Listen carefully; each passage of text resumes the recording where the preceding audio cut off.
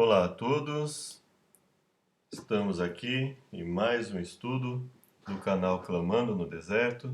Temos também a opção de WhatsApp, Telegram, Spotify, blog clamandonodeserto.com.br e aqui o YouTube.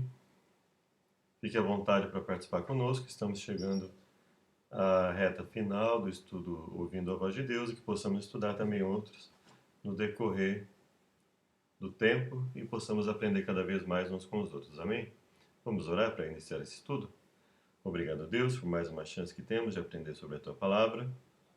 Venha nos instruir, nos auxiliar e que tudo que fizermos seja para a Tua honra e glória e não a nossa. Nós agradecemos e pedimos que esteja conosco. Em nome de Jesus, hoje e sempre. Amém. Esse estudo agora, Educação Cristã. Vamos a continuidade na sequência, né? Nós falamos sobre batismo, transformação de vida, princípios, agora educação cristã. Relembrando os princípios de vida, o cristão deve nutrir sua fé através do estudo diário da Bíblia e da prática da oração. Devemos amar nossos irmãos, frequentar a igreja, testemunhar de Jesus para outros. As mulheres devem se vestir, né? Homens e mulheres, né? Devem se vestir com modéstia e bom senso. Costumes e diversões mundanos são inimizade contra Deus. Os casados não devem adulterar e os solteiros devem se manter puros. Na Santa Ceia, celebramos a morte de Jesus e o lava-pés é a cerimônia da humildade. Estudo 25, Educação Cristã. A verdadeira educação tem sólido fundamento acadêmico no campo teórico e experimental. Então, isso falando da educação na escola, por exemplo, né? Então, fundamento acadêmico, quando nós falamos em fundamento, nós temos que pensar o seguinte: olhar menos para quem fala e mais para o que está sendo dito. Porque senão nós corremos o risco aí da falácia do argumento de autoridade, em que nós olhamos com muita ênfase a quem fala e esquecemos de nos perguntar se ele realmente apresenta um argumento bem estruturado, que nos dê realmente condições de educação para nossos filhos em todos os campos. No campo das exatas, das humanas, das ciências sociais, em todas as coisas que nós formos fazer. Prepara o educando para servir, então, ela tem o foco cristão. Nós temos que pensar isso para todos nós, para nossos filhos, inclusive, né? Se a ênfase daquilo que permitimos os nossos filhos estudar os ajuda para que eles entendam que são servos de Deus em todo o campo de conhecimento, em todo o campo, no campo teórico e experimental, porque muitas vezes aquilo que é apresentado teoricamente como algo magnífico, na experiência do dia a dia, se percebe que talvez houve algum erro no estudo, ou que a conclusão foi errada, então nós temos que ter todo cuidado nesse tipo de coisa. É claro que o poder de abstração ele é muito importante, quando a gente consegue prever abstratamente algo que vai acontecer no campo experimental, na vida prática, nós evitamos muita coisa, né? Imagine, por exemplo, se toda vez que alguém fizesse uma ponte, ao invés de ele prever como a ponte deveria ser para ela ter uma solidez, ele precisasse esperar, né, as pessoas passarem por ela e ver se vai cair ou não. Seria aí algo que, além de dar um grande prejuízo financeiro, nós arriscaríamos a vida das pessoas desnecessariamente. E obviamente, tendo em mente que o cristão vê a pessoa como o maior bem, e não as coisas. Prepara o educando para a eternidade. Então, nós devemos ter condições de preparar as pessoas para o trabalho profissional, para a vida social, e em especialmente para uma vida espiritual consistente, repleta, plena. Está fundamentada em princípios morais e éticos e não apenas o ganho. Então nós temos que ter isso em mente, né? O que nós queremos para os nossos filhos? O dinheiro acima dos princípios? eu vou exercer tal e tal profissão, então eu não preciso. Então, nesse ponto aqui, eu vou buscar uma relativização do que é certo, do que é errado, do que é verdade, do que é. Então, nós temos que ter cuidado com isso. E busca a exaltação de Deus como Criador. Eu, como cristão, sou criacionista. Acredito que a resposta mais coerente para esse mundo é que há um ser que criou tudo isso e, tendo a capacidade de ter feito tudo isso, ele pode restaurar tudo. E acredito também que nós vivemos aqui é uma situação excepcional que, quando se acabar, Deus não vai permitir que aconteça de novo na história de toda a criação, de tudo que ele faz. Educar e desenvolver as faculdades físicas, mentais e espirituais do ser humano. Os três focos, né? Físico, mental e espiritual. Entender que o ser humano é um todo e que tudo isso deve estar em harmonia para que o ser humano possa viver bem. Fisicamente bem, mentalmente bem, espiritualmente bem. Por esse mesmo caminho vai a redenção. As escrituras têm normas que ajudam a orientar a busca e aquisição da educação verdadeira, cujos benefícios são eternos. Por que é importante seguir os conselhos de Deus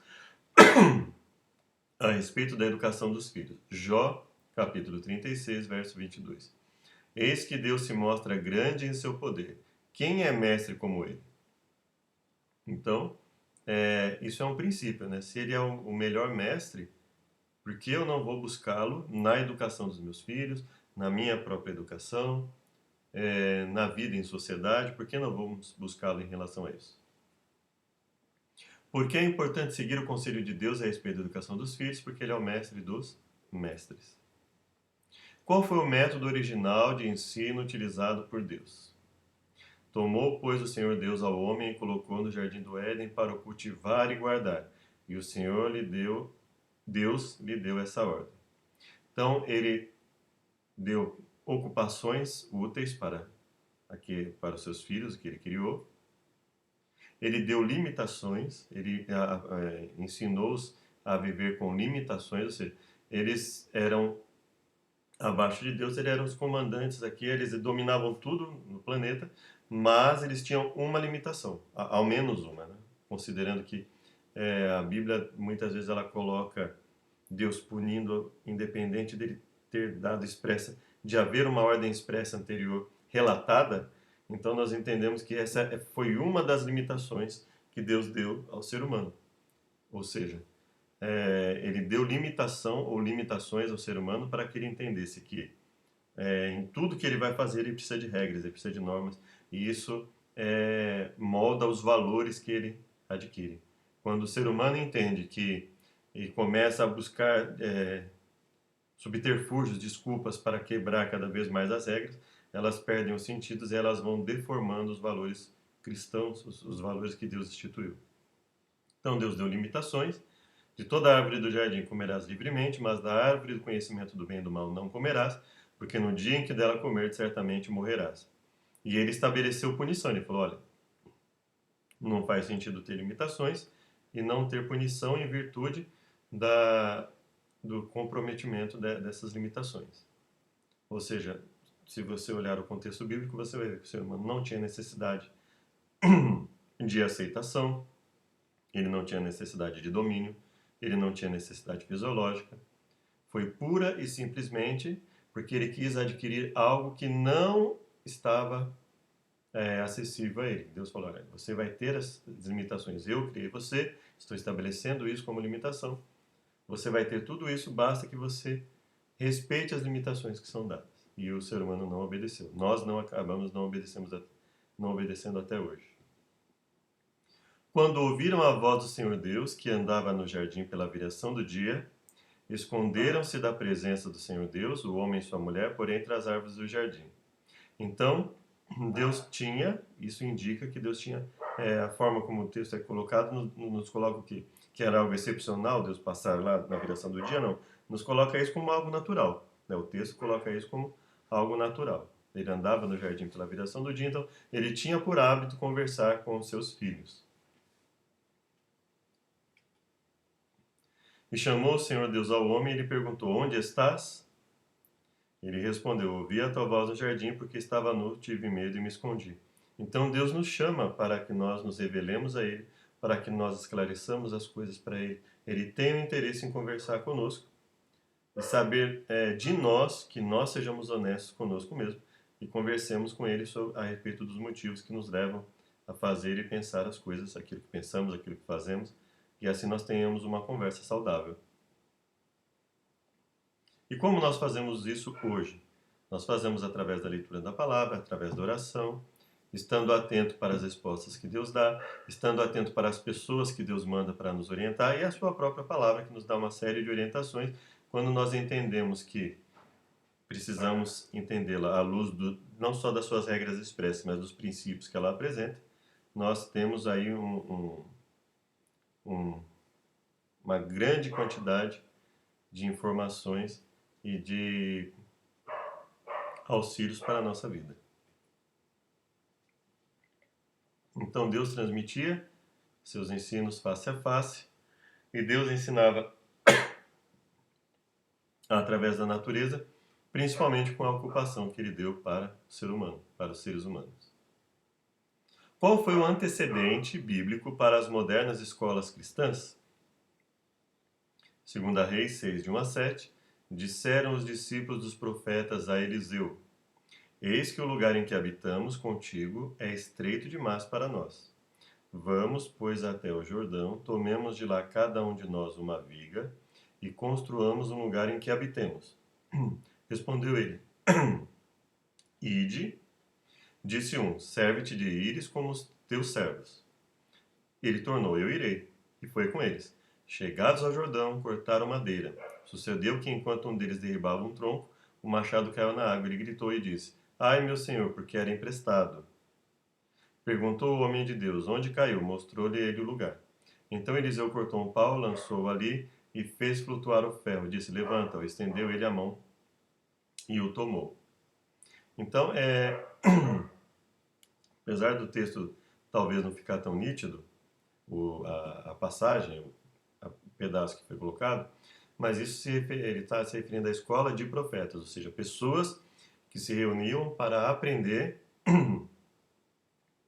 a vontade de Deus em relação ao dom de profecia, por exemplo, né? E como expressar a vontade de Deus ao povo, que se refletia em tudo, na vida cívica, na vida familiar, na vida profissional, ou seja, eles entendiam que Deus tinha condições e auxílio para ensiná-los em todos os aspectos da vida. Daí a importância da escola dos profetas. De que modo funcionava a escola que Cristo dirigiu durante seu ministério terrestre? E disse-lhes: vinde após mim, e eu vos farei pescadores de homens. Então eles deixaram imediatamente as redes e o seguiram. E da Galiléia, Decápolis, Jerusalém, Judéia e da além do Jordão, numerosas multidões o seguiam. Então ele ensinava pelo exemplo, ele ensinava pela teoria aliada à prática, ele ensinava aos seus discípulos como abordar as pessoas, como auxiliá-las para que elas se tornassem também discípulos. Então, de que modo funcionava? E isso as pessoas acabavam ouvindo isso, né? A propaganda de boca a boca, os resultados positivos, isso ia beneficiando a divulgação do Evangelho. Então, os ensinamentos através da observação e convivência com o Mestre, através dos seus exemplos, através dos seus ensinos teóricos e práticos, da forma como ele agia com as pessoas. Cristo chamou discípulos e os levou consigo, ministrando-lhes ensinamentos, enquanto eles o observavam curar, pregar, ensinar e relacionar-se com as pessoas. Qual a diferença existe entre educação cristã e educação secular? Ora, nós não temos recebido o Espírito do mundo, e sim o Espírito que vem de Deus, para que conheçamos o que por Deus nos foi dado gratuitamente.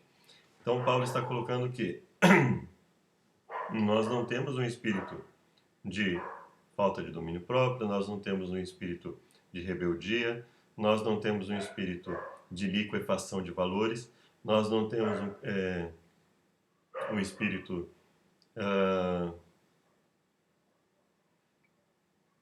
de relativizar contínua e abertamente toda e qualquer coisa, até que o ser humano fique totalmente perdido, né? E agora, o que eu faço, para onde eu vou? Né? O certo e o errado é o que eu quero? É o que eu determino? E aí, como é que fica? Né? Onde começa o meu direito e termina do outro e vice-versa.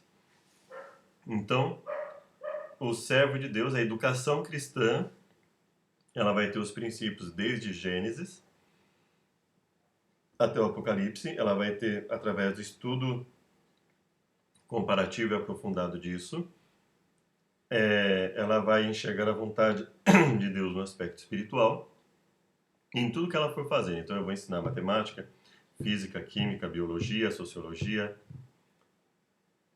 tudo o que for ensinado vai ter, na educação cristã, vai ter como foco fazer com que os alunos usem isso como ferramentas que permitam uma vida melhor, uma condição de compreensão melhor do mundo, sem perder o foco na compreensão de Deus.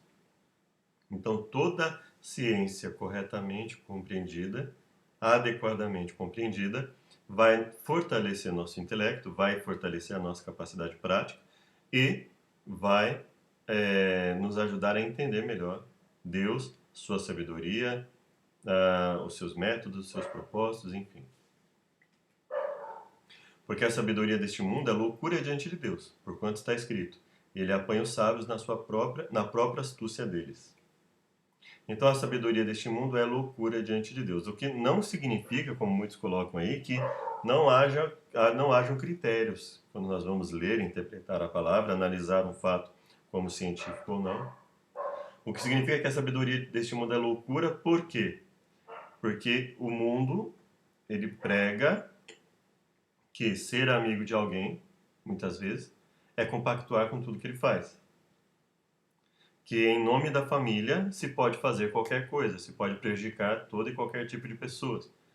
Então o mundo muitas vezes ele dá uma noção muitas vezes deturpada de família, uma noção deturpada de amor, uma noção deturpada de amizade, noções deturpadas de convívio, de relacionamento, do que é certo e errado, do que é permitido, do que não é, de até onde vai nosso limite. Então, isso, nesse sentido, que a sabedoria do mundo é loucura diante de Deus. O que não significa que nós devamos rejeitar aquilo que bem compreendido e bem utilizado, como, por exemplo, técnicas de construção, técnicas relacionadas à compreensão de como funciona uma tecnologia. Isso é claramente bem usado, né, desde que o foco não seja só o ganho ou o dinheiro. Isso bem usado vai nos auxiliar. Então, aliás, o nosso mundo, se nós como seres humanos não fôssemos tão mesquinhos, tão interessados em ter sempre mais e mais, independente das consequências, toda a tecnologia que nós temos, todo o aparato que nós temos, se o mundo buscasse uma equidade maior entre os países, entre as pessoas, eu acredito que nós já temos o suficiente para teríamos o suficiente para não ter fome no mundo, para não ter essa divergência enorme na educação das pessoas e assim sucessivamente, né? Então, tudo caminharia bem se as pessoas aprendessem um princípio simples, o princípio do minimalismo, que é o que a Bíblia coloca como: por que gastais o vosso dinheiro com aquilo que não é bom? Ou seja, por que você se dedica àquilo que não é útil, que não é essencial para a sua vida, que só vai te fazer se estressar, trabalhar, se dedicar a algo que você não precisa ter, que eu não preciso ter. Quais são os perigos enfrentados por estudantes cristãos em instituições seculares?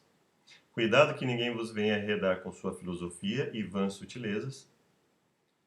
Ou seja, ele dando a entender que, olha, são ensinamentos que muitas vezes não vão se mostrar prejudiciais logo de imediato, né? Conforme a tradição dos homens, conforme os rudimentos do mundo e não segundo Cristo. E tu, ó Timóteo, guarda o que te foi confiado, evitando os falatórios inúteis e profanos e as contradições do saber, como falsamente lhe chamam, pois alguns professando se desviaram da fé. A graça seja conosco. Então ele fala falatórios inúteis e profanos Então, aquilo que não vai edificar em nada, aquilo que fere o ser humano como algo importante para Deus, as contradições do saber, as falácias, aquilo que não ajuda em nada o ser humano a, a ter uma convivência cristã adequada, uma convivência edificante. Então, filosofias, vãs sutilezas, conforme a tradição dos homens, conforme os rudimentos do mundo, falatórios inúteis e profanos, contradições do saber. Qual é o conselho que a Bíblia dá aos pais com relação à educação dos filhos? Amarás, pois, o Senhor teu Deus de todo o teu coração, de toda a tua alma, de toda a tua força, e as escreverás, né, e essas palavras que hoje te ordeno, as escreverás nos umbrais da tua casa, nas tuas portas, e falarás ao levantar, ao deitar. Então Deus está falando, olha, você precisa refletir, memorizar, refletir, principalmente refletir, entender todas essas palavras, e é uma forma que eles tinham seria a própria conversa constante a respeito daquilo. Conversar e refletir e transmitir.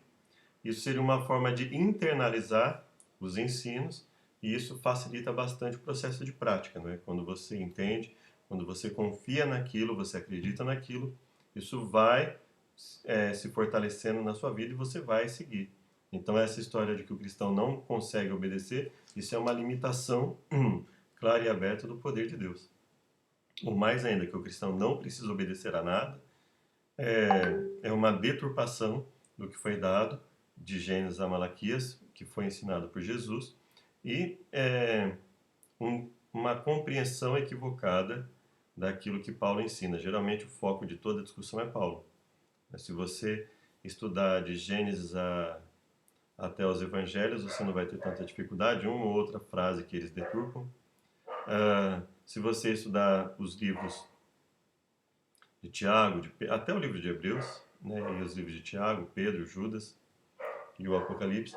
Agora, os livros de Paulo é que muitas vezes são usados como uma arma para pregar todo tipo de libertinagem no mundo. Então, se você lê os livros de Paulo à luz dos ensinos já existentes quando ele escreveu isso, e à luz dos evangelhos, e sujeita os livros de Paulo a isso, e aí você realmente está ensinando um cristianismo. Se você sujeita todos os outros livros ao que Paulo escreve, então você não tem cristianismo. Nós temos um paulinismo. Nós temos uma sujeição de todos os escritores e do próprio fundador do cristianismo a Paulo, quando deveria ser o contrário. Sempre analisar de modo que aquilo que foi escrito por Paulo não venha apresentar uma contradição com o que já estava escrito nos escritos na Torá, profetas e escritos de Gênesis a Malaquias e naquilo que foi ensinado pelo próprio Jesus quando esteve aqui e foi deixado por escrito nos evangelhos. Então, a educação, qual é a forma de educar os filhos? É conversar com eles constantemente, esclarecer para eles o motivo da razão da nossa fé, assim como devemos esclarecer para todas as outras pessoas, não é? Fazer com que isso se fixe na mente dele. E vós, pais, não provoqueis vossos filhos a ira, mas criai-os na disciplina e na admoestação do Senhor. Então nós temos que ser zelosos com a autoridade que temos, mas também cuidadosos para não nos excedermos nessa autoridade. Então nós temos que ter aí cautela para não transformar nossos filhos em inimigos. E uma grande dificuldade na educação é quando nós deixamos nosso filho andar com todo e qualquer tipo de pessoa e depois queremos determinar disciplina para ele. Né? E a Bíblia, desde sempre, ela fala, cuidado com quem você evite, não deixe seu filho, e nós mesmos tenhamos cuidado com aqueles que vivem uma vida totalmente libertina, totalmente sem princípios. Por quê? Porque desobedecer é muito mais fácil, se entregar ao instinto é muito mais fácil. Então nós temos que ter cautela, não provocar nossos filhos a ira, não nos excedermos na forma como educamos, mas também não esquecermos que precisamos discipliná-los, admoestá-los, orientá-los a respeito de como eles devem agir. E principalmente sermos exemplo. Então, ensinar a palavra de Deus aos filhos a todo instante, ao levantar, andar, deitar, criar os filhos na disciplina e admoestação do Senhor. Então, o foco da nossa disciplina é a Bíblia. Por mais que a psicologia, a psiquiatria, a sociologia, por mais que as ciências sociais em geral, elas venham trazer benefícios, elas também têm um relativismo muito grande, uma série de coisas que ferem frontalmente os princípios cristãos, então nós temos que ter cautela com relação a isso também. Quais são os objetivos que o Senhor tem para nossas crianças e nossos jovens? Todos os teus filhos serão ensinados do Senhor, e será grande a paz de teus filhos. Então, ele está dizendo claramente que, se bem compreendida a palavra de Deus no seu todo, ela vai representar paz para nossos filhos. Paz de espírito, paz consigo mesmo, paz na consciência, não precisar enganar ninguém, não precisar prejudicar ninguém para crescer, para se desenvolver. Não enxergar o ter como o mais importante é quem é famoso, quem é isso, quem é aquilo. Então, eles terão paz, eles não precisarão ser famosos, eles não precisarão ser reconhecidos por todo mundo, não. Eles vão ter paz, eles vão entender qual é a função deles, o que eles precisam fazer como servos de Deus, como profissionais, como pais de família, mães de família, como pessoas inseridas numa sociedade. Então, eles vão ter, mas eles precisam de um ambiente propício, não é? Então, muitas pessoas usam como desculpa, vai criar o filho numa porcelana, mas o que na verdade elas estão querendo dizer é o seguinte: para elas, qualquer princípio limitador é criar o filho debaixo de uma porcelana, dentro de uma porcelana. Quando na verdade não é, pelo contrário, nós estamos, eu costumo colocar o seguinte: eu estou criando numa redoma de aço, aço forte, por quê? Para que ele não seja abalado por qualquer coisa e para que ele possa ter um bom desempenho espiritual para quando tiver que lidar com determinadas coisas da vida. Mas assim diz o Senhor: por certo que os presos se tirarão ao valente, e a presa do tirano fugirá, porque eu contenderei com os que contendem contigo e salvarei os teus filhos. Então Deus está dizendo: todo o desafio que você como cristão e a sua família tiverem, Deus está prometendo que Ele nos ajuda, que Ele luta conosco e por nós. Então, nossa fé muitas vezes vacila e realmente o mundo muitas vezes ele nos prega peças. Hoje em dia, a astúcia, a esperteza, a vontade de levar vantagem das pessoas, elas muitas vezes elas nos prejudicam e a arrogância daqueles que estão acima de nós, então, muitas vezes isso nos prejudica, mas nós temos que ter a fé suficiente e a humildade de reconhecer que Deus está Deus é o dono de tudo, Deus é o nosso mantenedor e, consequentemente, Ele vai estar conosco. Não é fácil, né? A prática disso não é fácil. Mas se nós buscarmos uma vida conforme a vontade de Deus, por mais que nós tropecemos, nós não vamos permanecer caídos. Deus vai sempre nos levantar, nos reerguer, nos ajudar em toda a nossa dificuldade. Só que aí nós precisamos ter aspectos objetivos. Qual vestuário uma criança deve usar? Qual vestuário um adulto deve usar? O que ela pode assistir? O que ela não pode assistir? Que tipo de música? Que tipo de amizade eu vou permitir que meu filho tenha enquanto ele estiver sob minha autoridade? Que tipo de coisa eu vou deixar ele ler, ouvir, falar? Eu vou entender as ciências que ele estuda para que eu possa preveni-la, no caso eu tenho 2 filhas, prevenir meus filhos, minhas filhas, meus sobrinhos, sobrinhas, pessoas ao meu redor, a respeito das falácias, dos perigos, dos enganos que estão ali, e auxiliá-los e potencializar os benefícios que essas ciências podem nos ajudar, aliadas ao ensino da palavra. Então nós temos que ter tudo isso em mente. Como é que eu vou analisar o que um psicólogo disse? Eu nunca estudei nada a respeito de psicologia. Como é que eu vou analisar o que o psiquiatra diz? Um sexólogo, né? É uma profissão da moda aí, né? Muitas vezes. Como é que eu vou analisar todo esse relativismo, toda essa subjetividade que muitas vezes é ensinada? Então nós temos que ter o conhecimento adequado para auxiliar também na educação. Eu não posso me manifestar sobre aquilo que eu não sei. Então eu preciso estudar tudo isso, ter isso em mente né? Então, buscar conhecer, buscar explicações, comparar as explicações, comparar os ensinos e verificar o que é adequado. Então, todos os filhos precisam ser ensinados a respeito do Senhor, de modo que a salvação deles seja o nosso foco, salvação espiritual. E não que nós não tenhamos que buscar o progresso financeiro, o progresso intelectual dos nossos filhos, mas isso precisa estar embasado no desejo da salvação espiritual deles, né? Tudo isso que eles fizerem embasado na palavra. E assim isso não vai contaminá-los, não vai deturpar a convicção deles.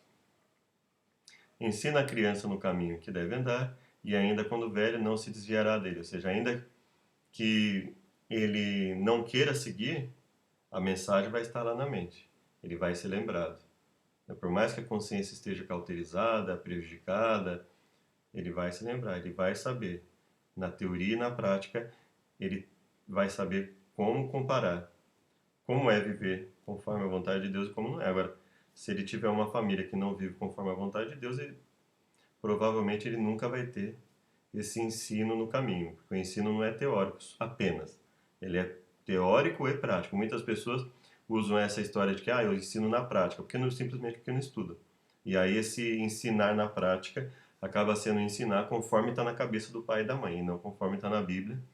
E aí elas veem os filhos crescerem e é uma bagunça danada, porque simplesmente colocaram as suas próprias vontades, por preguiça de ler, por preguiça de estudar, por preguiça de praticar, ou por má vontade, e aí o filho cresce e aí às vezes supostamente não sabe por que aconteceu determinadas coisas. É claro que não existe 100% de garantia de que um bom ensino para os filhos vai garantir que o filho siga, mas pelo menos nós vamos saber que a nossa parte vai ter sido bem feita, bem estruturada e que, ainda que não isento de erros, nós demos o nosso melhor segundo o máximo que pudemos conforme a palavra e conforme aquilo que pudemos aprender no decorrer da vida.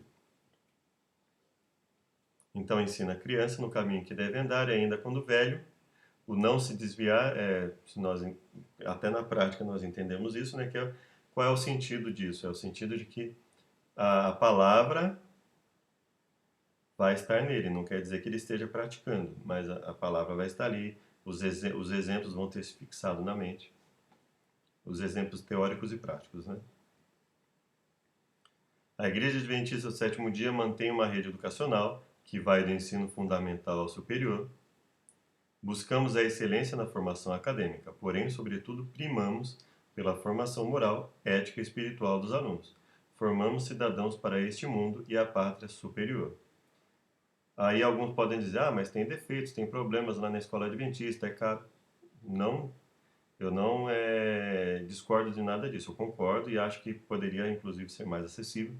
Mas também eu não posso negar que existe um diferencial ali na escola adventista em relação aos princípios, em relação à forma como lida com os alunos.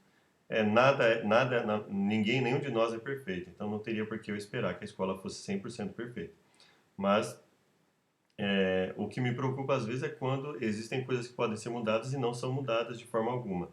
Mas não se pode negar que existe uma preocupação diferenciada na escola. Esse é um dos motivos principais que, por enquanto, que eu ainda tenho condições, minhas filhas estudam na escola, mas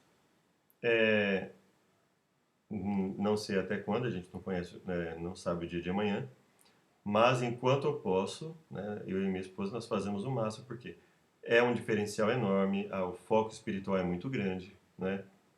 Nós temos benefícios ali do ensino religioso, dos capelães, dos diretores ali, dos professores, que não todos, né, porque nem todos têm a mesma fé, mas aqueles que exercem a fé adventista, pelo menos ali auxiliam no sentido de fazer com que o aluno tenha contato com esse ambiente mais tranquilo, mais acolhedor, mais focado nos princípios cristãos.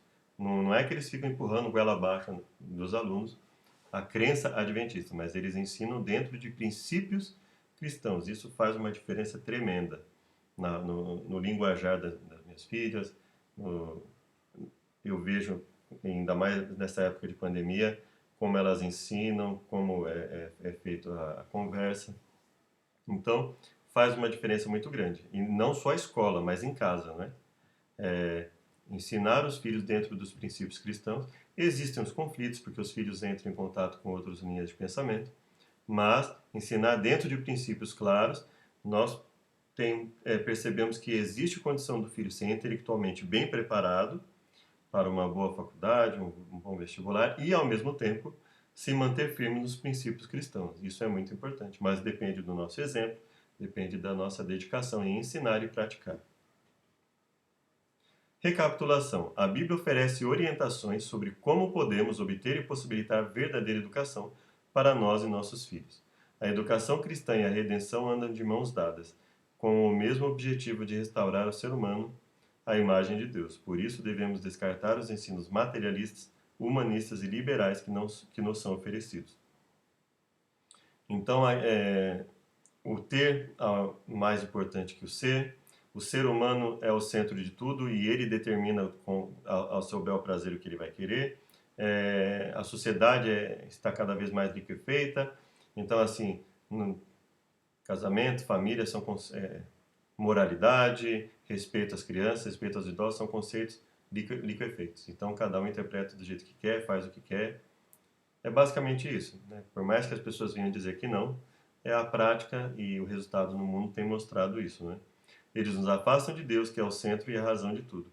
Nenhum modelo de educação que não esteja centralizado em Deus, nele e em sua palavra, deve ser adotado. Existe inclusive aí a opção de homeschooling, né?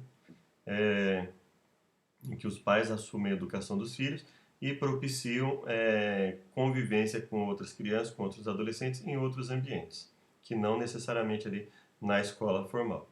Isso é muito bom também. Aqueles que têm conseguido fazer isso têm tido excelentes resultados. Nós temos aí bons exemplos, excelentes exemplos de pessoas que educaram os filhos em casa e conseguiram fazer com que os filhos fossem bem sociáveis e tivessem excelentes resultados, não apenas acadêmicos, mas de estrutura espiritual para lidar com o mundo. Compromisso de fé. Decido seguir a orientação bíblica com respeito à aquisição da verdadeira educação para mim e meus filhos. Primeiro para nós e depois para os filhos. Em que sentido? Se eu como pai e você como pai e mãe, nós não estivermos bem estruturados, nós não conseguiríamos nem auxiliar e nem administrar a educação dos filhos. Preciso da ajuda de Deus para viver esses princípios, com certeza. Né? Muita oração, joelho no chão, confiança em Deus. Que Deus nos abençoe a todos, né? Próximo estudo. Somente através do Espírito Santo o cristianismo se torna um poder vivificante e transformador na vida dos filhos de Deus. Como Paulo afirmou, ninguém pode dizer Senhor Jesus senão pelo Espírito Santo. Ou seja, ninguém pode realmente viver o cristianismo se não for pelo poder de Deus na vida. Que Deus nos abençoe a todos. Até o próximo estudo. Graça e paz, Maranata. Vamos orar? Obrigado, Senhor, por mais um estudo na Tua companhia. Que o Senhor possa estar conosco. Nos despeça para os nossos afazeres e que tudo que fizermos seja para a tua honra e glória. Em nome de Jesus. Amém.